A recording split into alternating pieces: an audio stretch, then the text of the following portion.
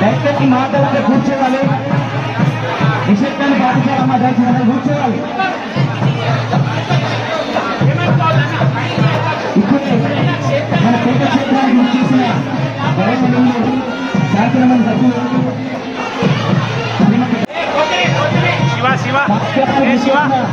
మాజీ చైర్పర్సన్ సురేష్ గారికి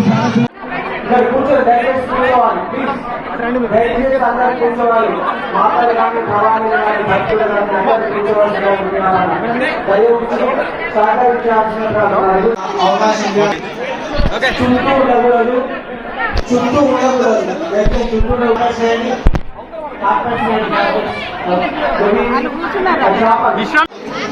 మాటలు కూర్చోవాలి, అందరూ కూర్చోవాలి. కూర్చోండి మేడం, కూర్చోవాలి. దయచేసి కూర్చోవాలి. కూర్చోండి, ఎప్పుడు బయటకు వెళ్ళండి. కూర్చోండి, ఎప్పుడు బయటకు వెళ్ళాలి. ప్లీజ్ దయ ఉంచి సహకరించండి, దయ ఉంచి సహకరించండి. అందరూ దయచేసి కూర్చోవాలి. ఇదే వార్షికోత్సవాన్ని పురస్కరించుకొని నవదుర్గా సేవా సమితి ట్రస్ట్ వారి ఆహ్వానం మేరకు భక్త జనులను కలిసి అమ్మ ఆశీస్సులు అందుకోవాలని చేసిన ఆడబిడ్డ జాగృతి అధ్యక్షురాలు మన వెంకట గారికి అందరి కరత్వాలతో స్వాగతం చెప్పాలమ్మా. సత్యగాల తల్లిగా పచ్చని ప్రకృతి మధ్యన శోభాయమానంగా వెలుగొట్టున్న ఆ తల్లి పీఠ క్షేత్రంలో దర్శించిన మన జన్మదినం.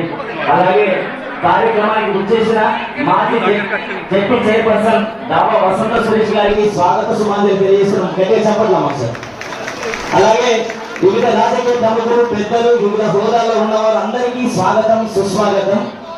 29 వసంతాల భక్తుల ఇవాళ జగిత్యాల పట్టణంలో మరి ఎన్నో రోజులుగా నవదుర్గా సేవా సమితి అని చాలా పెద్ద కార్యక్రమం వారంతా ఏర్పాటు చేసుకొని అమ్మవారి వార్షికోత్సవం అని చెప్పి ఇక్కడికి రావడం జరిగింది. మరి 16వ తారీఖు నాడు ఇవాళ అమ్మవారి దయ వల్ల జగిత్యాల ప్రజలు, తెలంగాణ ప్రజలందరూ కూడా బాగుండాలని మనస్ఫూర్తిగా కోరుకుంటున్నాం. బీఆర్ఎస్ హయాంలో ఎప్పుడైనా కూడా ఆధ్యాత్మికతకు ప్రాధాన్యతనిస్తూ అన్ని రకాల కార్యక్రమాలు చేసే ప్రయత్నం చేసినాం.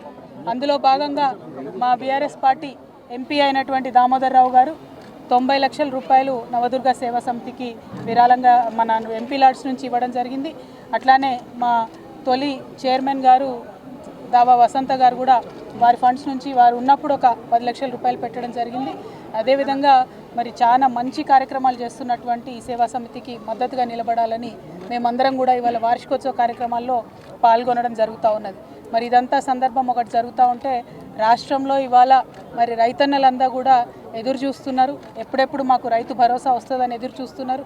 ఈ కాంగ్రెస్ ప్రభుత్వం వచ్చినప్పటి నుంచి కేవలం ఒక్కసారి రైతు భరోసా ఇచ్చిండ్రు తప్పితే ఇంకా ఎప్పుడు కూడా ఇచ్చినటువంటి దాఖలాలు లేవు.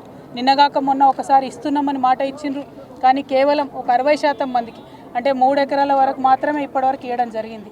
మరి 3 ఎకరాల వాళ్ళకే ఇస్తారా, ఆ పైన ఇస్తారా, ఇయ్యరా, ఇస్తే ఎప్పుడు ఇస్తారు? మరి పోయిన సీజన్లో పెండింగ్ పడ్డ వాళ్లకు ఈ సీజన్లో ఆ బకాయిలను ఇస్తారా? మరి ఈ సీజన్లోనన్నా కరెక్ట్గా 100% మరి రైతు బంధు ఇస్తారా అనేటటువంటి విషయాన్ని ప్రభుత్వం ఎవరికి కూడా చెప్పడం లేదు.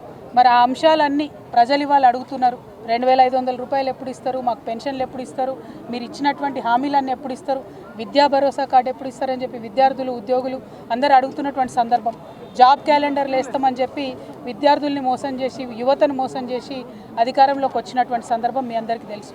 మరి ఇవన్నీ అడుగుతుంటే కాంగ్రెస్ పార్టీ మీద, ముఖ్యమంత్రి గారి మీద ఒత్తిడి పెరుగుతున్నటువంటి సందర్భంలో భరించలేక రోజొక కొత్త డ్రామా కాంగ్రెస్ పార్టీ చేస్తున్నది.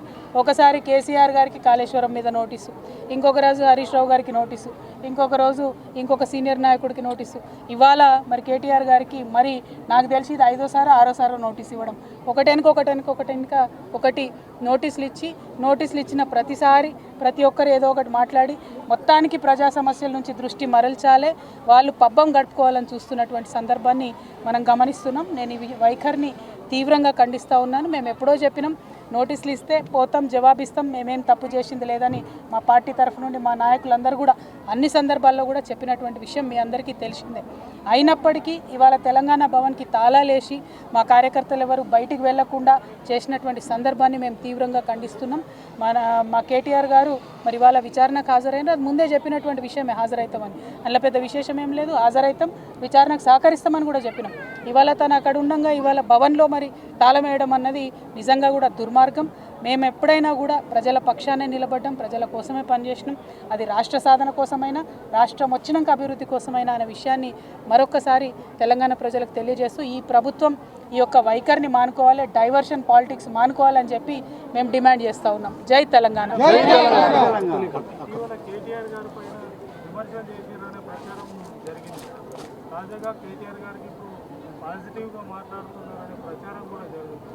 చూడు బ్రదర్ మీరు ఒకటి విషయం గమనించుకోవాలి. ఏ పార్టీ అయినా పార్టీలో ఉన్న లోపాలను ఖచ్చితంగా మాట్లాడుకుంటారు, సవరించుకుంటారు, ముందుకు పోతారు. కానీ మా పార్టీలో ఉన్న ఏ ఒక్క నాయకుడి మీదకి అవతలోడు దాడికి వస్తే ఖచ్చితంగా మేమందరం ఒకరికొకరు అండగా నిలబడి కాపాడుకుంటాం. అందులో పెద్ద విశేషం ఏం లేదు. పార్టీలో ఉన్న కార్యకర్తల కోసం, వారి హక్కుల కోసం ఖచ్చితంగా మాట్లాడతాం. ఇంటర్నల్గా పార్టీలో జరగాల్సినటువంటి మార్పులు చేర్పులు జరగాలని కోరుకుంటాం. అందులో పెద్ద తప్పు లేదు. అది జరగకపోతే పార్టీలు ముందుకు పోవడం కూడా ఉండదు. కాబట్టి దానికి దీనికి ముడిపెట్టాల్సిన అవసరం లేదు. మా నాయకత్వం మీద విమర్శ చేసి పబ్బం గడుపుకొని రాజకీయంగా లబ్ధి పొందాలని కాంగ్రెస్ పార్టీ చూస్తే వారి ప్రయత్నాన్ని ఖచ్చితంగా వమ్ము చేస్తాం. ఎవరికైతే మా నాయకుల మీద కేసులు పెడుతున్నారో, హరీష్ రావు గారు కావచ్చు, కేటీఆర్ గారు కావచ్చు, అందరికన్నా ముఖ్యంగా కేసీఆర్ గారు కావచ్చు, వారందరినీ కూడా కాపాడుకుంటూ పార్టీని ముందుకు తీసుకొని పోతాం.